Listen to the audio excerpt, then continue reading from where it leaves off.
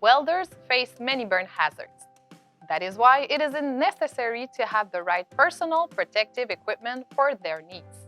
However, it is important that the equipment meets the standard in place.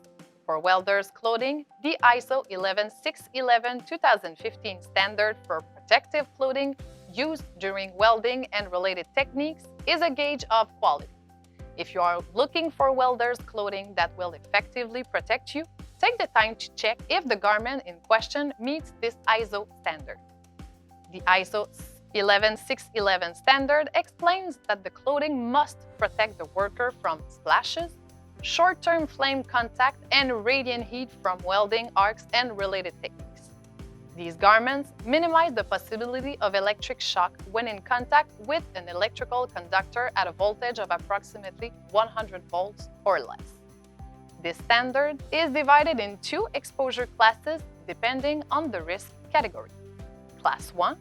Protective clothes are good for welding techniques and work situations where there is a small amount of sparks and molten metal droplets. These garments are also ideal for work situations where there is a little radiant heat. Class 2. Protective clothes can withstand a greater number of molten metal droplets and sparks. Also, they offer better resistance to radiant heat. Big Bill ensures that their welders' workwear meets the ISO 11611 standard. They follow very strict requirements and performance criteria to ensure you get high-quality clothing. Take this Class 2 welder's coverall from Big Bill, for example.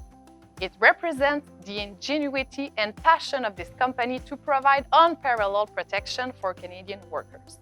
Made entirely of cotton, this coverall offers increased protection against flames and heat. To learn more about the feature of this Big Bill welder's coverall, we have included the link in the video description.